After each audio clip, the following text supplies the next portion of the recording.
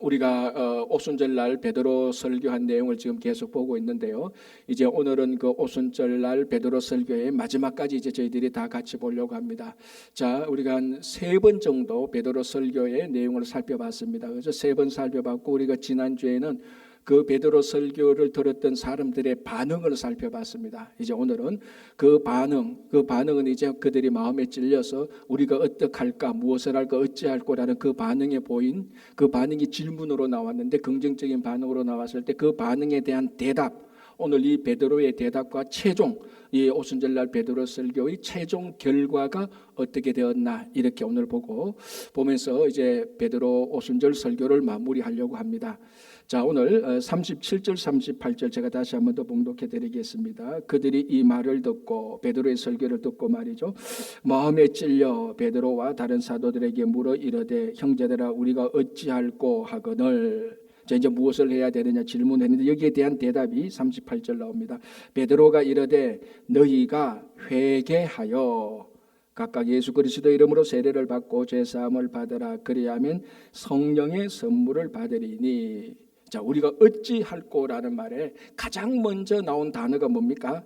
회개하여. 헬라어도 메타노이아 이렇게 나옵니다. 여기 똑같은 순서가 나오는 겁니다. 그러니까 오늘 베드로가 우리가 무엇을 해야 됩니까? 라고 말을 했을 때 하나님 입장이 아니고, 하나님께서 무엇을 해야 되는 게 아니고 우리가 무엇을 해야 될까? 그 첫 번째가 바로 회개라는 겁니다. 그러니까 오늘 이 베드로의 대답에 대한 가장 중요한 대답의 핵심은 이 순서가 중요합니다. 우리가 하나님이 아닌 우리가 하나님 앞에서 무엇을 제일 먼저 해야 될까? 그게 회개라는 것입니다. 자, 그럼 어떤 분은 이렇게 말할 수 있죠. 목사님, 믿음이 더 먼저 아닙니까? 라고 질문할 수 있습니다. 물론 그 말이 틀린 건 아닌데, 오늘 여기서 회개라는 말과 우리가 믿음을 가진다라는 말은 이 두 개가 별개로 분리해서 볼 게 아닙니다. 이것을, 물론 회개와 믿음은 100% 똑같은 건 절대로 아닙니다. 그렇죠? 그러나 이 회개와 믿음이 서로 깊이 연관되지 않으면은 회개와 믿음은 별도로 움직이지 못하는 겁니다. 그러니까 오늘 이 회개하여라고 말할 땐 당연히 예수 그리스도를 믿는 믿음을 전제한 회개지, 믿음이 없는데 어떻게 회개가 됩니까? 그런데 회개한 사람이 어떻게 또 믿음이 없을 리가 있겠습니까? 그렇죠? 그러니까 회개와 믿음을 분리시켜서 어느 것이 우선입니까? 라고 그렇게 따질 것이 아니고, 회개하여라고 말할 때는 믿음이 같이 깊이 연관된 그것을 우리가 보면은 오해가 없을 것입니다. 그래서 회개하여, 이게 이제 첫 번째인데, 자, 여러분 오늘 좀 우리 회개에 대해서 좀 깊이 보려고 하는데, 회개는 보통 3단계로 주어집니다. 물론 여러 단계로 나눌 수 있지만 3단계로 나누어 보는 것이 가장 우리가 회개가 무엇인가, 성경 전체를 통해서 우리들의 말은 회개가 무엇인가에 대해서 알 수 있습니다. 첫 번째 단계는 뭐냐면은 우리의 뉘우침입니다. 세상 사람들한테 가서 너 회개해 라고 말하면은 사람들은 어떻게 받아들일까요? 내 잘못되는 것을 깨달아, 이런 의미가 가장 강력하게 올 겁니다. 내가 뭘 잘못했는지 그걸 깨닫고 뉘우치고, 다른 말로 하면 후회하는 것이죠. 자, 오늘 이 본문을 보면은 이 회중들이 베드로 설교를 듣고 마음에 찔림을 받았습니다. 이 양심의 가책을 받은 것이죠. 이제 여기서부터 이제 뉘우침이 시작되는 겁니다. 베드로 설교를 얘기 들어보니까 우리가 십자가에 못 박아 죽인 그 예수가 죄인이 아니었구나, 우리들의 메시아였구나, 우리들의 주님이었구나라는 것을 뉘우치게 되는 겁니다. 자, 이걸 이제 보통 세상 사람들은 요거 자체를 회개라고 생각할 수 있는데, 또는 반성이라고 말할 수 있는데, 우리 성경에서 말하는 회개는 이거는 뉘우침은 회개의 출발점에 불과한 것입니다. 출발점에 불과하지만 이게 없으면 또 회개는 시작되지 않죠. 그러니까 이거는 뭐냐면은 트리거하고 똑같죠. 우리가 총을 쏘는데 방아쇠를 당기지 않고는 총알이 나가지 않습니다. 그죠? 물론 방아쇠를 당긴다고 해서 이 총알이 다 목표물에 다 도착하는 건 아니지만, 어쨌거나 뭔가는 모르지만 방아쇠를 당겨야, 트리거가 있어야 그 다음부터 총이 작동을 하는 겁니다. 그 마찬가지로 우리가 회개라는 것은 마음의 찔림을 받고 뉘우치는 것에서부터 시작하는 겁니다. 자, 그러면은 오늘 이 본문에서 이미 이 사람들은 회개의 1단계는 시작된 겁니다. 그 말씀을 듣고 마음의 찔림을 받았으니까. 그리고 우리가 어떻게 해야 될까라고 이제 그 다음 단계로 나가는 것 아닙니까? 그래서 우리가 하나님의 말씀을 들었을 때에 그 지난주에도 말씀드렸지만 위로의 말씀도 있고 격려의 말씀도 많지만 때로는 우리 마음을 찌르는 이 찔리는 말씀이 우리를 뉘우치게 하는 데 있어서 이 말씀에 우리가 도피하거나 말씀을 무시하거나 말씀에 대해서 내가 기분 나쁘거나 분노하거나 이 말씀을 털려서라고 말씀을 대적하는 것은 이렇게 된다면 절대로 말씀이 우리를 회개시키지 못하는 거예요. 첫 번째 단계는 마음의 찔림을 받아서 이게 방아쇠의 트리거가 되는 그것이 이제 회개의 첫 번째고요. 이제 두 번째 단계부터 오늘 우리가 좀 이제 깊이 볼 건데요. 회개하여라고 말할 때는 이 회개의 헬라어는 메타노이아입니다. 메타라는 뜻은 여러 가지 뜻이 있는데 가장 첫 번째 뜻은 바꾼다는 겁니다. 메타 바꾼다, 노이아를 바꾼다, 정신을 바꾼다라는 것이죠. 그러니까 회개는 뭐냐? 우리들의 정신을 바꾸는 겁니다. 이제 바꾸는 모습들은 여러 가지로 다양한 것입니다. 그렇죠? 자, 여러분, 그래서 이 회개한다, 메타노이아, 정신을 바꾼다는 이 말은 구약 성경에는 이런 단어는 나타나지 않습니다. 히브리어 성경을 아무리 봐도 구약 성경에는 너 마음을 바꾸어라, 메타노이아에 해당되는 단어는 없습니다. 그럼에도 불구하고 구약 성경, 그럼 구약 성경에는 회개가 없습니까? 라고 말하면 전혀 그렇지 않습니다. 구약 성경에는 무수히 많은 회개가 있는데 회개의 가장 중요한 본질을 이제 구약 성경은 우리들에게 말해주고 있습니다. 예를 들어서 많은 선지자들이 이스라엘 백성들이 타락하고 우상에 가고 세상으로 갈 때마다 선지자들이 나타나서 계속했던 첫 마디가 뭡니까? 너희들은 여호와께 돌아오라 그랬어요. 이 돌아오라 이 말이 테슈브인데 이게 바로 오늘 이 본문에서 말하는 회개하고 단어는 다르지만은 같은 의미라는 것입니다. 그래서 우리 구약 성경을 보고 이 회개라는 이 단어를 볼 때 정말로 회개라는 무엇인가 하면은 우리가 일단은 이 뉘우침의 감정을 받아서 뉘우침의 감정으로 마음의 찔림을 받아서 돌아가는 겁니다. 어디로? 하나님에게로. 예수 그리스도에게 돌아가는. 그러니까 우리 일상용어로 하면 유턴하는 거죠. 이게 뉘우침을 받은 사람에게 있어서 가장 중요하게 해야 되는 겁니다. 내가 가는 방향을 세상으로 향하든 내 욕심을 향해서 살아가는 이 방향을 턴시키는 것입니다. 자, 여러분, 우리가 운전하다 보면은 고속도로 가다가 엑싯을 잘못 빠져나갈 때가 참 많습니다. 그죠? 특별히 낯선 데 가면은 이 내비게이션을 봐도 아차 하는 순간에 싹 지나가고 또 겁이 나서 아차 하는 순간에 덜 갔는데도 엑싯 빠지고 막 이럴 때가 참 있습니다. 처음 가는 곳에. 자, 그럼 여러분들 운전한다고 생각해 보십시오. 가는데 엑싯 30에서 빠져야 되는데 29로 빠졌다 아니면 30을 지나가서 31에서 빠졌다. 제일 먼저 뭐 해야 됩니까? 턴해야 되죠. 딱 돌아가는 순간에 이리 보면서 이거 잘못 가네 하면서 에이 더 열심히 가자 해서 계속 가버리면 안 되는 거죠. 잘못 가네 그 순간부터 유턴할 자리를 찾아야 된다. 바로 거기서 유턴할 수 있으면 바로 유턴을 해야 되는 거예요. 이게 바로 테슈버 돌아오라는 말하고 똑같은 것입니다. 그래서 방향을 딱 제대로 잡아야 되죠. 방향이 제대로 안 잡히면은 방향이 제대로 안 잡히면 즉 목표물의 하나에서 방향이 제대로 안 잡히면은 그때부터 열심히 하면 할수록 손해입니다. 방향이 안 잡히면요 오히려 열심히 하면 안 되는 거예요. 자, 여러분 생각해 보세요. 길을 갔는데 엑싯을 놓치고 잘못 빠졌습니다. 자, 그러면은 방향을 모른단 말이죠. 그러면 일단 멈춰 있는 거 아닙니까? 멈춰서 방향을 찾지 않습니까? 그것도 놓쳤는데 무조건 열심히 가는 것보다는 멈추는 게 제일 낫습니다. 제일 좋은 건 뭡니까? 돌아와야 되는 겁니다. 그래서 대기업의 회사의 기업이나 대학교 가면 제일 먼저 하는 게 오리엔테이션 아니면 신입생 연수 이런 게 있습니다. 그리고 오리엔테이션이나 신입생 연수의 최종 목적은 뭡니까? 당신들이 이 학교에서, 당신들이 이 회사에서 무엇을 목표로 어떻게 방향을 잡고 일을 하고 공부를 해야 되는 것을 가리키는 겁니다. 그래서 거기 잘 들어보면은 내가 공부하는 이쪽이 이쪽 방향으로 이쪽 목표를 잡고 공부를 해야 되는구나. 내가 회사에서는 회사의 목표가 있으니까 그 목표를 보고 방향을 잘 잡아야 되는구나. 이제 그런 사람이 우수한 사원이고 우수한 학생이 되는 겁니다. 방향이 안 잡히면요 아무것도 안 하는 게 제일 낫습니다. 제일 좋은 건 더 돌아와야 되는 거죠. 자, 그래서 여러분 세례 요한이 했던 메시지가 첫 번째 메시지가 뭡니까? 기억납니까? 회개하라 천국이 가까웠느니라는 겁니다. 그럼 예수님의 첫 번째 메시지는 뭘까요? 똑같습니다. 세례 요한하고 회개하라 천국이 가까워 똑같습니다. 자, 오늘 보시죠. 오늘 베드로가 오늘 이 베드로 사도의 반응을 보십시오. 이 사람들이 마음에 찔려서 우리가 어찌할 거라니까 베드로도 첫 마디가 말하면 뭡니까? 회개하라는 겁니다. 회개하라.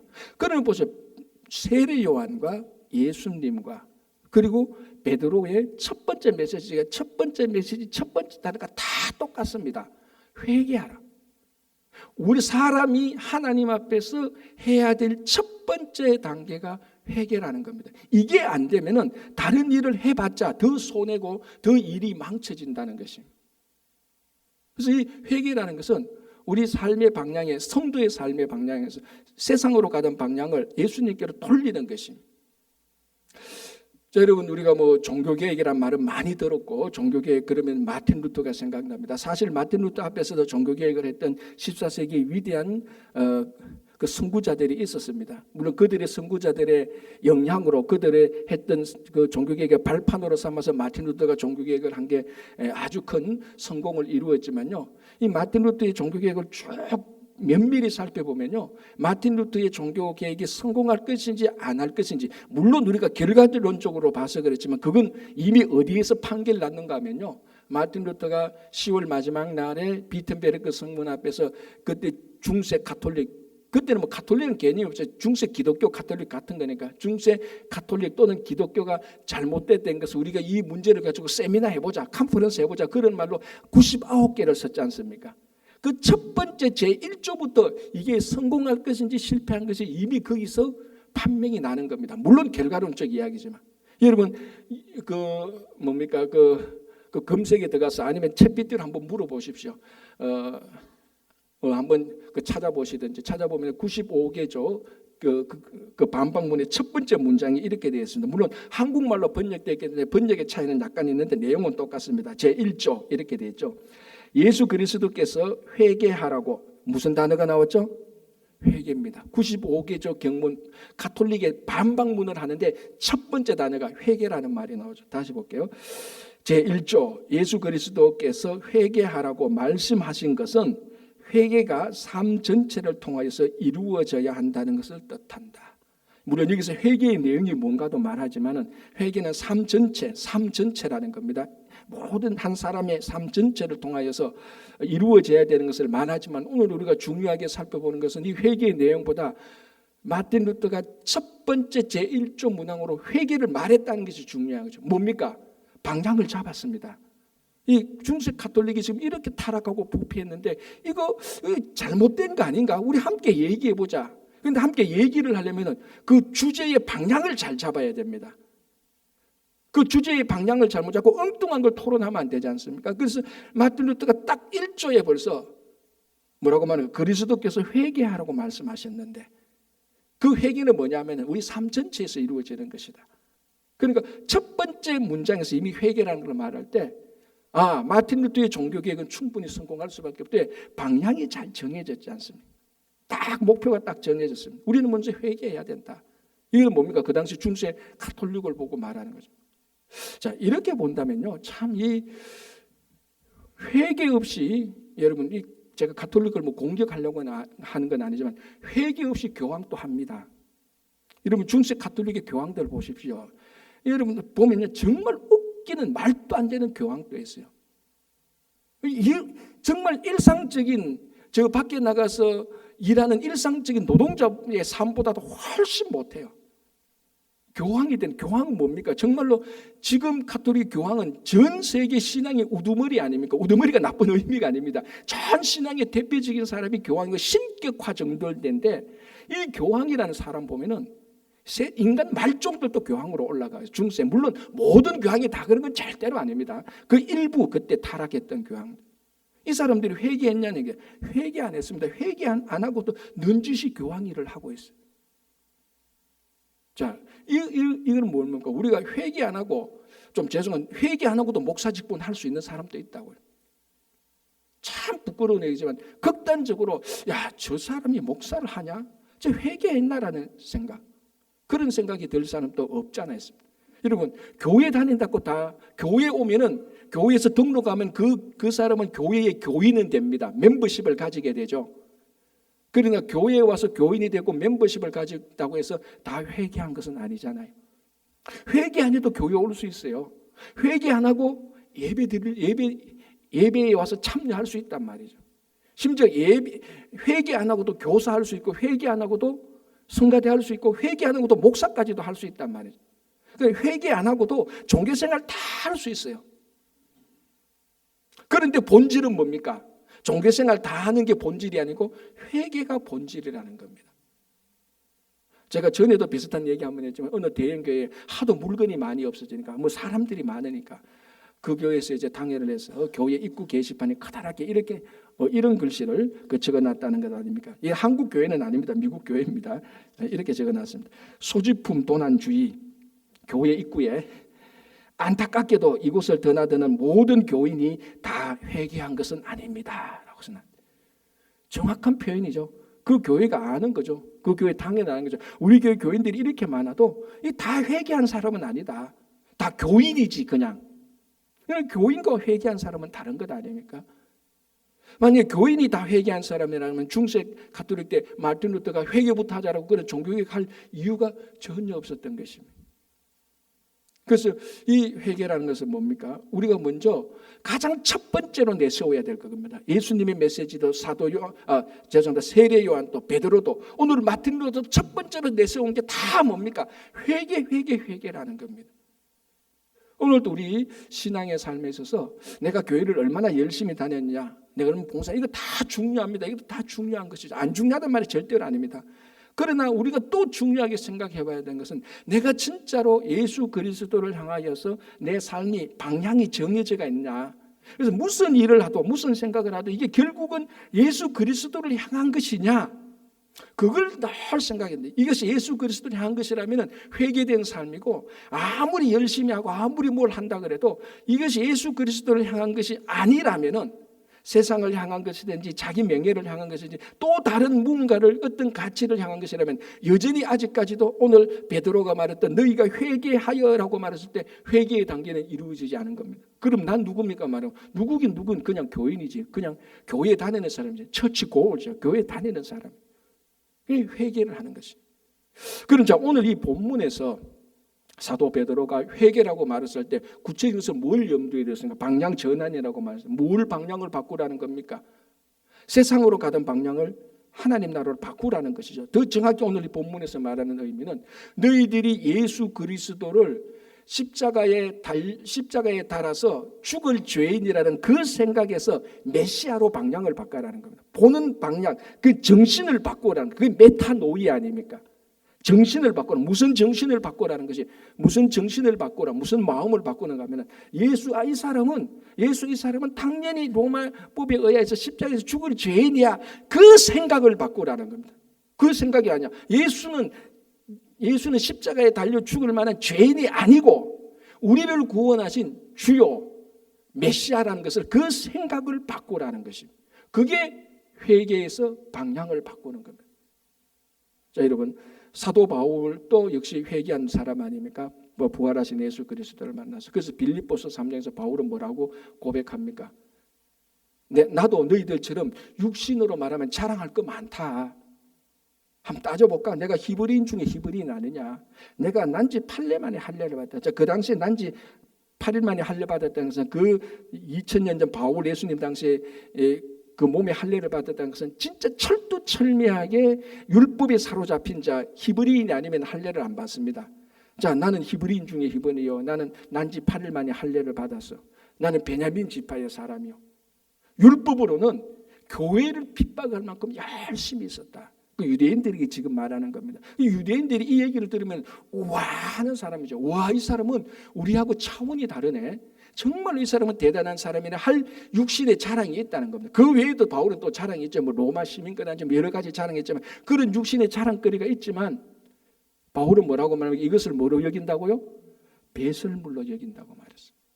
우리의 정신이 바뀌면은 세상 사람들이 자기 육신을 자랑하는 게 다 배설물입니다.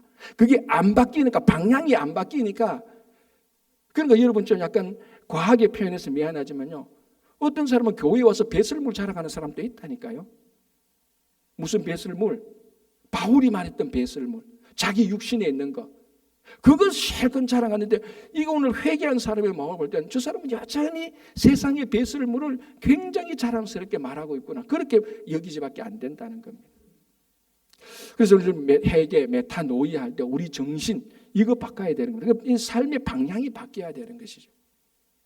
자, 그 다음에 이제 그러면은 방향만 바뀌면 되냐? 이게 일단 제일 중요한 거죠. 그리고 그 다음에 중요한 건 뭔가 방향이 바뀐 대로 그 방향이 바뀌었으면 그 방향에 바뀐 대로 올바른 삶을 살아야 되는 겁니다. 이거하고 똑같은 겁니다. 간단하게 말하면은 자, 우리가 뉴욕에서 시카고로 갑니다. 기차를 타고 간다면은 우리 저기 맨하탄 저 터미널에 가가지고 자, 시카고로 가려면은 어느 버스를 타야 되죠? 그렇죠. 당연하죠. 제일 좋은 버스를 타는 게 아니에요. 제일 좋은 버스를 타는 게 아니라고. 버스가 좀 낡았다 할지라도 시카고행 버스를 타야 되는 겁니다. 그걸 타야 시카고를 가는 것이지. 나는 보니까 나는 이런 버스 탈 사람이야. 나 돈도 많아. 제일 좋은 버스 어디야? 나 이거 타겠어. 이 보수통 가는 거란 말이죠. 그거 타놓고 시카고 가기를 바라면 안 되는 겁니다. 그래서 우리가 메타노이아 할 때 목표를 예수님에게 바로 잡는 것은 시카고행 버스를 타는 거하고 똑같습니다. 이분이 나의 구주라는 거죠. 다른 버스를 타는 게 아니고 이 버스를 타야 내가 시카고를 가듯이 이 예수를 구주로 영접해야 천국에 가는 거하고 똑같은 겁니다. 자, 요까지가 지금까지 나오는데 이제 세 번째 단계는 뭡니까? 자, 그럼 시카고 버스를 탔다 한 몇 시간 갈 거 아닙니까? 그 안에서 맨 옆에 사람하고 싸우고 욕하고 운전사한테 가서 운전 이따위 하고 고함 지르고 이거 됩니까? 안 됩니까? 안 되죠. 그 버스 안에도 품위를 지켜야 되지 않습니까? 교양이니 교양을 지켜야 됩니다. 그 삶이 올바라야 되는 겁니다. 이게 이제 우리한테 우리가 지금까지도 우리가 걸려 넘어지는 부분이고 세상으로부터 비난받는 부분이 이거 아닙니까? 시카고행 버스는 탔는데 그 안에서의 삶이 고함 지르고 뭐 옆에 사람한테 짜증내고 싸우기도 하고 운전사한테 욕하고 이러보니까 그 시카고행 버스 타는 사람이 전부 다 욕을 한다. 좀 가만히 계세요. 우리 전부 다 즐겁게 갑시다. 이렇게 요구도 먹는 거하고 똑같지 않습니까? 자, 그러면 뭡니까? 메타노이아를 할 때 정신을 바꾸는 것은 결국 이 사람들의 정신은 삶의 전 영역에 걸쳐서 말하는 거하고 똑같습니다. 세 번째 단계는 뭡니까? 첫 번째 단계는 뉘우치는 것부터 시작해야 합니다. 트리거가 있어야 되죠. 두 번째는 뭡니까? 방향을 바꿔야 됩니다. 정신을 바꿔야 되는 겁니다. 그 정신은 뭡니까? 예수가 나의 구주로 고백하는 것이죠. 세 번째는 뭡니까? 그럼 구주로 고백했다면 거기에 합당한 삶을 살아야 됩니다. 변화된 삶을 살아야 되죠. 제가 전에도 한두 번 얘기했는데 구약 성경에서 제일 먼저 최초로 회개한 사람을 구약 성경의 가장 정통한 주석가들은 누구라고 말하죠? 몇 번 말했는데 구약 성경에서 구약 성경을 정통적으로 주석하는 사람들은 공통적으로 말하는 최초의 회개한 사람이 있습니다. 그 사람이 유다입니다. 유다. 야곱의 넷째 아들 유다예요. 이 사람이 유대인들은 랍비들은 정통 구약 정통 주석은 유다가 왜 위대한가 하면요. 유다가 처음으로 회개한 사람이라고 말했습니다. 그래서 이런 위대한 말을 합니다. 회개한 자리에는 의인도 설 수 없다 이렇게 말합니다. 무슨 말이죠? 회개한 사람이 의인보다 더 뛰어나 더 위대하다는 겁니다. 회개의 자리는 함부로 의인도 그 자리에 설 수 없을 만큼 회개의 자리는 위대하다. 회개는 위대하다는 겁니다. 자, 우리 유다 얘기 다 알지 않습니까? 한번 볼까요? 유다 얘기하면 다말 얘기가 아니고 물론 다말 얘기도 나지만 그 다음에 뭡니까? 자, 야곱의 베냐민이 태어나기 전까지 야곱은 11아들이 있습니다. 그 중에 누구를 제일 사랑했죠? 요셉을 제일 사랑했죠. 왜? 자기가 가장 사랑하는 아내 라헬의 아들이었기 때문에. 그래 요셉에게는 특혜를 줬습니다. 그러니까 나머지 형들이 특혜를 주는 아버지도 불만이 있지만 요셉을 진짜 죽일 정도로 미워했습니다. 그죠? 자, 그리고 하루는 형들이 양치러 갔는 그 장소에 아버지 야곱이 요셉을 형들에게 보냅니다. 안부도 묻고 도시락도 갖다 주고.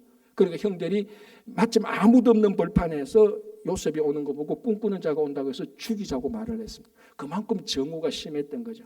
그래서 실제로 죽이려고 했을 때 유다가 말합니다. 우리 이렇게 하지 말자. 죽이는 건 그러니까 마침 보니까 저기 지금 미디안 상인들이 애굽으로 가고 있는데 애굽으로 가는 저 미디안 상인을 우리 팔아버리자. 죽이면 뭐하냐. 팔면 돈이라도 남지.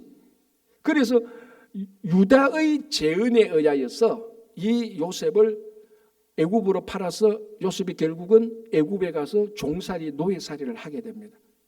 자, 그로부터 이제 형들과 유다는 관계가 완전히 단절됩니다. 몇 년 만에 다시 만나죠? 이거 맞추는 게 이제 성경 퀴즈 진짜죠. 22년 만에. 왜? 요셉이 17살에 애굽으로 가서 13년 30세에 총리가 됩니다. 그죠? 13년 흘렸죠? 그리고 난 다음에 7년 풍년을 지나가게 됩니다. 13 더하기 7, 20년이 흘렸죠. 그리고 흉년이 지난 뒤 2년 때에 그 형들이 곡식을 구하러 애굽으로 오죠. 22년이 지납니다. 22년이 지난 다음에 처음 요셉과 애굽의 총리가 된 요셉과 그 형들이 랑데뷰를 하게 되는 거죠. 만나게 되는 거죠. 그런데 형들은 설마 저 국무총리가 요셉인가는 생각 못했을 겁니다. 아마 자기들은 애굽으로 팔았으니까 뭐 노예 생활하다가 죽었겠지, 아니면 뭐 아예 생각에도 없었습니다. 왜냐하면 자기들한테 털어오니까 잊어버리려고 해서 잊어버렸죠.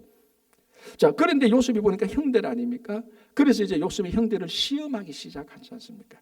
그래서 결국은 이제 베냐민을 데리고 오라. 왜냐하면 그 형들은 베냐민은 안 데려왔거든요. 그 베냐민을 데리고 와서 베냐민을 데리고 와서 잔치를 열었는데 베냐민에게는 몇 배를 더 주죠? 5배를 더 줍니다. 그러면 그 형들이 왜 특혜를 줘? 옛날 같으면 22년 전 같으면 마음의 시기가 생겨야 되지 않습니까? 왜? 아버지 야곱이 요셉을 특혜하는 걸 보고 형들이 죽일 만큼 미워했잖아요. 근데 22년이 지났는데 베냐민에게 총리가 특혜를 베풀었는데도 거기에는 아무런 의심도 없고 함께 즐거워했습니다. 22년 전에 특혜받는 요셉을 미워했던 사람이 이제는 특혜받는 베냐민을 미워하는 마음이 안 보이는 거예요. 그리고 나중에 유다의 얘기를 들어보면 이 베냐민은 아버지 야곱에게 요셉보다 더 특혜를 받고 있었단 말이죠. 왜? 아버지 야곱이 요셉을 잃어버렸으니까 그 요셉의 동생된 베냐민을 요셉의 사랑만큼 더 사랑해버렸어. 그런데 형들이 그 베냐민의 얘기를 하는데 베냐민을 미워하고 시기하는 마음이 있나 없나? 안 나타나는 거예요. 요셉이 형들을 우리 말하면 기특하게 봅니다. 아래 사람이 위 사람을 기특하게 보면 좀 이상. 형들이 좀 바뀌었네. 최종적으로 뭐 가지고 시험해 봅니까? 요셉이 사용하는 총리의 은잔을 베냐민의 배낭 속에 넣어가지고 베냐민을 이 도둑으로 몰아가지고 누명을 세워가지고 애굽의 인질로 잡아놓으려고 그러지 않습니까? 그래서 너희들 베냐민 애굽에 놔두고 너희들끼리 다 가, 아버지 데리고 와 하니까 그때 유다가 나타나서 뭐라고 말합니까? 안 됩니다. 우리 베냐민 데리고 가야 됩니다. 우리 아버지 베냐민 안 데려오면 우리 아버지 죽습니다. 대신 내가 애굽의 노예가 되겠습니다라고 말을 했어요. 그 이야기를 들었던 요셉이 울면서 자기 정체를 드러내죠. 형들이요, 내가 요셉이에요 말합니다. 요 마지막 말, 유다가 자기가 노예가 되고 베냐민을 돌려보내서 살려야 됩니다. 요 말이 회개했단 말입니다. 이게 왜 회개죠? 자, 여러분, 회개는요, 똑같은 상황에서 다르게 행동하는 게 회개입니다. 뭐가 똑같은 상황입니까? 자, 자기들이 요셉을 팔았잖아. 지금 모든 시기 때문에 지금 또 베냐민은 특혜 중에 특혜를 받고 요셉보다 더 특혜를 받고 있어요. 아버지에게도 더 사랑을 받고, 아니 기분 나쁘게 아는지 모르는지 총리까지도 이 베냐민을 더 특혜를 해줘. 22년 전 같으면 이 미움과 시기 때문에, 그리고 지금 어쨌거나 베냐민은 도둑으로 몰렸잖아. 알 수 없습니다. 베냐민이 훔치는지 안 훔치는지 몰라요. 그러면 누가 봐도 합리적으로 베냐민을 애굽의 인질로 넘겨두고 가야 되는 겁니다. 그 22년 같으면 안 그래도 잘 됐다. 22년 전 요셉 말이지, 우리 특혜 받다가 결국 우리가 해결했잖아. 이 베냐민은 요셉보다 더 특혜를 받아. 지금 너무나 자연스럽게 됐다. 이게 22년 이 상황이 22년 전에 있었던 것 아닙니까? 그런데 이 똑같은 상황에서 다른 형제를 미워하고 시기하는 똑같은 상황에서 이번에는 이 베냐민을 팔거나 노예로 넘기는 게 아니고 이 사람을 살리고 자기가 노예가 된다고 말합니다. 누가? 유다가.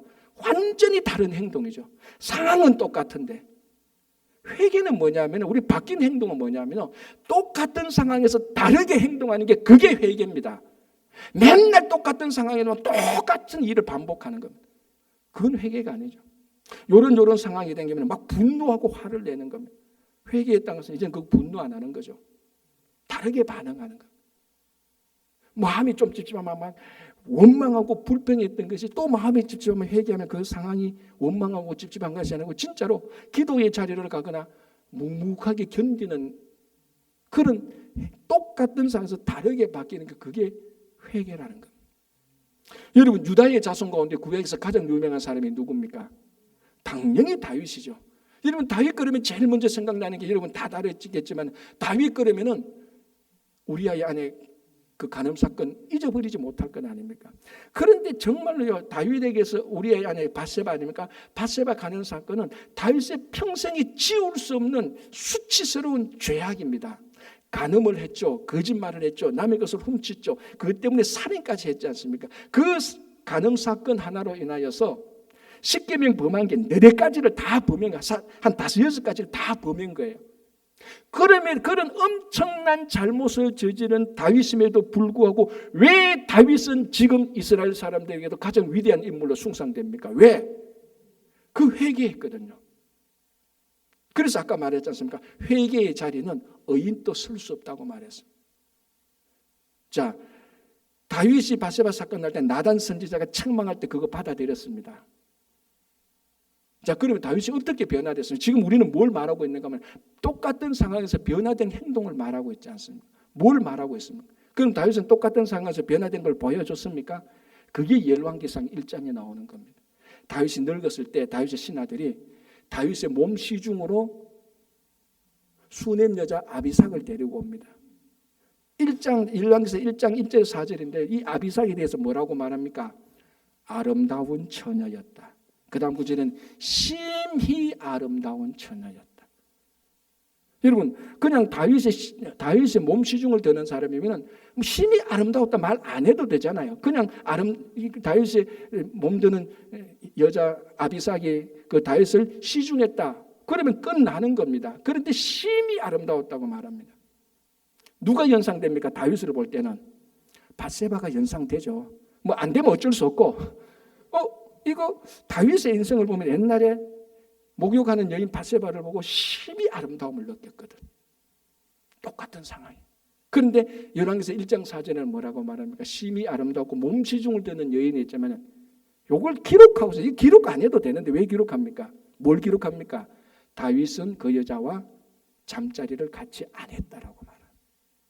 똑같은 상황 아닙니까? 심히 아름다운 여자를 봤는데 이제는 더 어쩌면 더 유혹에 빠질 수 없는 합법적으로 아름다운 여자를 줘서 몸시중을 드렸는데 다윗은 이제 더 이상 잠자리를 하지 않습니다. 똑같은 상황에서 다윗은 다르게 행동한 거죠. 변화된 것이 컨펌하는 겁니다. 물론 다윗은 나단 선지자의 책망을 듣고 그게 자기가 잘못했다고 해서 진짜 막 그 요가 적실 만큼 눈물을 흘렸지만은 그게 행동으로 성경은 다윗은 이제 어떤 심히 아름다운 여자가 와도 다윗은 그 여자하고는 어떤 여자하고는 잠자리를 안 했다. 이제 그게 상황이 똑같은 상황에서 다른 행동이 나타났던 걸 바뀐 것 아닙니까? 제가 얼마 전에 미국 목사님이 자기 얘기를 하는데요. 자기가 70년대에 남부 쪽에서 조그만 교회를 목회했는데 한 번은 여집사님이 자기를 상담을 하재요. 뭐 그런 일은 늘 뭐 흔히 있는 거니까 상담을 해보니까 무슨 문제가 하면은 자기 남편이 너무 폭력을 쓴다는 거예요. 그래서 진짜 이혼해야 되겠다. 이제 요즘은 뭐 모르겠지만 그 당시 70년대 남부지방 같으면 이혼하는 게 그게 크리스천이 이혼하는 게 굉장히 그 큰 무기 아닙니까, 그죠? 그래서 목사님한테 상담해서 목사님이 허락해주면은 이혼하고 막 이제 고민이 있는 거예요. 얘기를 들어보니 목사님의 얘기를 들어보니까 이거 이혼할 사유가 되는 거예요. 남편이 계속해서 폭력을 하니까 그럼에도 불구하고 이혼은 좋은 게 아니니까 이 목사님 말입니다. 그러면은 집사님 제가 당신 남편을 한번 만나보겠습니다. 그리고 이 상황이 지금 얼마나 심각한지 당신 남편한테 얘기해서 좀 우리 고쳐보도록 합시다. 당신 남편이 회개하면은 같이 살아야지 하니까 여집사님이 진짜 우리 남편이 회개하면 제가 같이 살죠. 이제 그 합의를 했단 말이죠. 그 남편이 이제 목사님이 그 남편을 만났습니다. 그래서 상황이 지금 이 정도까지 왔다. 당신이 계속해서 폭력을 하면은 당신은 이혼 당한다. 그러니까 그 말에 막 이제 남편은 막 공황장애가 오는 게 왜? 폭력을 하지만 자기 아내를 너무나 사랑하거든. 양가 감정이 있는 거예요. 그러면서 자꾸 이 남편이 목사님한테 자기 변명을 하는 겁니다. 그때는 뭐 때린 게 아니고 하다 보니까, 그리고 나는 뭐 부인 때리는 사람이 아니에요. 뭐 감정적으로 좀 뭐 그를 자꾸 변명하고 합리화하고 거짓말을 하는 겁니다. 그래서 목사님이 그랬습니다. 그래서 앞으로 할 거야 안 할 거요? 폭력할 거야 안 할 거니까 저 이제 회개하겠습니다. 안 한다 그랬어. 그러니까 목사님이 얼마나 기쁩니까? 진짜 회개하고 안 하는 거죠. 어쨌거나 뭐 이런 변명되지만은 회개하는 거죠. 회개합니다. 이제 안 할 겁니다. 그래서 이제 목사님이 여집사님 따로 만나서 한번 같이 다시 계속해서 사십시오. 남편이 회개한다 그랬습니다. 이제 폭력 안 할 겁니다. 저한테 철저히 약속했습니다. 그러니까 또 여집사님 목사님이 남편 만나서 상담하고 같이 살아가 권유하니까 또 마음을 한번 접고 같이 삽니다. 딱 사는데 3개월 지나니까 이번에는 여집사님이 목사님한테 보고 나니까 그냥 집 나가 버렸어요. 이혼하고 그냥 이혼 통보하고 집을 나가 버렸어요. 그런데 목사님이 그 집에 들어가서 남편을 만나보니 또 폭력을 행한 거야. 그러면서도 뭐 자꾸 변명되냐. 그때 목사님이 했던 말이 아니면, 당신은 왜, 네 목사님이 남편 왜 똑같은 상황에서 다르게 안 바뀝니까? 당신 회개했다 그랬잖아. 회개했다 그러면 똑같은 상황에서는 폭력하면 안 되는 거야. 그거 바뀌어야 되는 거야. 근데 당신은 안 바뀌잖아. 그러니까 3개월 전에 나한테 회개했다는 건 거짓말이고 보라고 지금. 뭐 회개했느냐고. 내 마음은 아내를 사랑하고 그거 다 필요 없어요. 당신은 이 똑같은 상황에서 하나도 바뀌지 않고 똑같은 상황에서 똑같은 일을 한 거다. 당신은 회개한 것이 아닙니다라고 말을 했다. 자, 여러분, 요게 이제 회개의 마지막이죠. 우리가 이 땅에서 살아가면서. 우리가 진짜 회개했습니까? 한번 보십시오. 목사님, 난 내 잘못한 건 뉘우치고 깨우칩니다. 그거는 말이죠. 그냥 방아쇠를 한 건 당기는, 방아쇠 당겨내서 총알이 목표물에 다 도착하는 건 아닙니다. 정말 우리 마음에 뉘우침이 있다면 우리 내면의 변화부터 내 모든 삶을 예수님에게 초점을 맞추고 예수님의 뜻과 말씀대로 살기가 결단하고 우리가 실제적인 삶 속에서 행동이 바뀌어야 됩니다. 똑같은 상황에서 똑같은 행동을 하는 것이 아니고 똑같은 상황에서 바뀌게 될 때 성숙하게 되는 거죠. 그게 회개 아닙니까? 자, 왜 회개를 이렇게 제가 오래 말하는가 하면 오늘 본문을 보십시오. 회개하여 세례를 받고 그랬습니다. 회개와 세례의 관계는요, 동전의 양면이에요. 회개하면은 그걸 이제 교회에 내가 회개했다는 표시로 받는 게 세례입니다. 반대로 말하면 세례를 받은 사람은 진심으로 회개를 한 사람입니다. 그러니까 회개를 하면 세례를 받는 건 자동적으로 연결되죠. 이건 우리와 교회가 할 일입니다. 자, 그러면 어떻게 됩니까? 너희가 회개하여 세례를 받고 그러면 죄사함을 받아. 이 죄사함은 우리가 받는 게 아니고 하나님이 용서해 주는 것이죠. 그리고 하나님께서 성령의 선물을 주는 겁니다. 자, 이건 뭘 말하는 거죠? 결국은 출발점이 어디 있습니까? 회개가 있다. 회개를 하면 세례를 받게 되는 건 당연한 거고, 그러면 하나님께서 우리 회개를 보고 죄사함과 성령을 주시는 겁니다. 여러분, 복잡하게 얽힌 실타래가 있는데 그 실타래 가장 중요한 실 하나를 뽑아내는 거, 요 실을 뭐라 그러죠? 요게 실말이 아닙니까? 요게 실말입니다. 그러니까 복잡하게 얽힌 실타래는 어느 것이 실말인가를 딱 잡아 그걸 싹 뽑아내면 복잡하게 얽힌 실이 다 풀립니다. 우리 신앙생활이 복잡합니다. 일상이 복잡합니다. 임의생활이 복잡합니다. 이거 풀어야 되죠. 뭘 땡겨야 됩니까? 실마리를 땡겨야 돼요. 그거 안 땡기고 자꾸 막 두 손으로 아무리 집었다도요, 얽힌 실타래는 더 얽힙니다. 힘쓸 필요 없어요. 싹 보고 요게 실마리는 그걸 살살 땡겨야 돼요. 살살 다 풀리는 겁니다. 우리 신앙, 우리 삶의 성도의 삶이 너무 복잡한 게 많습니다. 인간관계도 복잡하고 건강 문제도 있고, 자녀 문제도 있고, 가정에 가면 가정, 교회 가면 교회, 일터 가면 일터, 문제가 막 복잡하게 이게 다 얽혀 있습니다. 진짜 얽힌 실타래와 같지 않은 인생이 어디 있습니까? 다 있지 않습니까? 어떻게 풀죠? 실마리를 땡겨야 돼요. 그 실마리가 뭡니까? 회개라는 것이죠. 그게 회개라는 것이죠.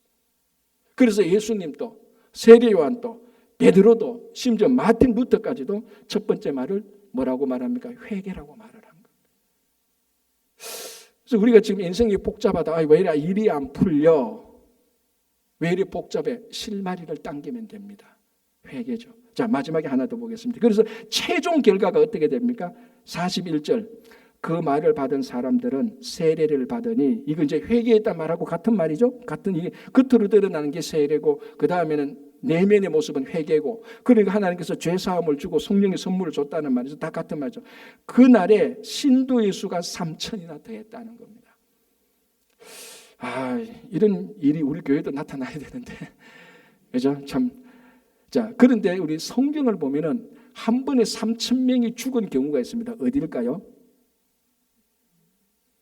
이스라엘 백성들이 금송아지 우상 숭배했다 해서 레위 사람들이 3,000명 우상 숭배해서 3,000명을 다 죽인 적이 있습니다. 출애굽기 32장에 나오죠. 물론 숫자가 똑같다고 해서 똑같은 의미로 막 이렇게 같이 붙인다는 건 아니지만 거기에 묘한 중요한 의미가 있습니다. 자, 모세가 시내산에 올라가서 율법을 받았습니다. 율법을 받고 있는 그 와중에 밑에서는 금송아지를 섬겼고, 모세가 율법을 받고 내려와서 보니 금송아지를 섬겨서 이네들을 정죄하고 심판해서 3,000명, 레위인 3,000명이 미안합니다. 레위인이 우상 숭배한 사람을 3,000명을 죽였던 적이 있습니다. 자, 그거는 뭘 말합니까? 우리가 넓게 보면은 율법을 받은 그날에 율법이 있어도 여전히 사람들은 죄를 짓는 겁니다. 왜? 율법이 있어도 죄 지은 사람을 해결하지 못합니다. 율법은 알지 않으면 정죄하고 판단하고 심판하는 기능이 율법에게 있지, 율법은 3,000명을 살릴 기능이 없습니다. 율법은 3,000명은 죽일 수는 있지만, 율법은 죄인 3,000명을 죽일 수는 있지만 율법은 죄인 3,000명을 살리지는 못합니다. 그게 금송아지 우상 숭배에 나타난 율법 받은 그날에 일어난 일입니다. 자, 오늘 본문은 뭡니까? 율법이 아니고 베드로가 복음을 선포하는 거죠. 성령께서 역사하시면은 성령의 역사와 복음의 역사는 3,000명을 죽이는 것이 아니고 3,000명을 살려내는 것입니다. 그래서 회개는 율법으로 돌아가는 것이 아니고 복음으로 돌아가는 것입니다. 가끔 회개한 사람이요, 이게 율법으로 돌아갑니다. 자기는 회개했으니 나는 이제 깨끗해. 나는 이제 회개한 사람이니까 절대로 나는 율법을 다 지켜야 돼. 그러면서 나는 회개했으니까 회개하지 않은 저 사람들 전부 다 저 회개해야 되는 저 나쁜 사람들, 그때부터 회개한 사람에게서 율법의 기능이 자꾸 나타나는 거예요. 난 회개해서 넌 회개 안 해? 너 나쁜 놈이 회개해야 돼. 물론 회개한 사람은 좋은 사람이에요. 그 좋은 사람, 회개한 사람이 회개하지 않은 사람한테 너 나쁜 사람이니까 회개해야 돼 라고 말할 때 율법으로 돌아가게 되는, 율법으로 정죄하고 판단하는 겁니다. 우리가 회개한다면 율법이 아니고 복음으로 돌아가야 되는 겁니다. 한 명 한 명을 살리는 것이 진짜 회개한 사람의 삶입니다. 그래서 오늘 이 베드로 설교의 실마리는 회개에 있습니다. 우리가 이 회개를 할 때 율법이 아닌 복음으로 돌아가서 3,000명이 아니라 3만 명, 30만 명도 능히 살릴 수가 있는 겁니다. 그래서 여러분 다시 한번 내 삶 속에 내가 깨우침이 있는지, 말씀을 받아서 그게 찔림을 받으면 무시하거나 도망가거나 대적하거나 분노하는 것이 아니고 그 말씀에 찔림을 받아서 뉘우침을 받아서 예수 그리스도를 다시 보고 모든 삶의 목적을 예수 그리스도에 초점을 맞추고 그 예수 그리스도의 제자에 답게 우리는 변화되어야 되는 겁니다. 사실 일상의 삶이라는 게 뭡니까? 매일 똑같은 반복된 상황이 일어나는 겁니다. 그러나 그 상황이 일어날 때마다 우리는 더 성숙하게 변화되어서 회개한 삶, 율법으로 돌아가서 정죄하고 판단하는 것이 아니고 사람을 살리는 그런 회개하는 교회와 성도들이 되시기를 바랍니다. 기도하겠습니다.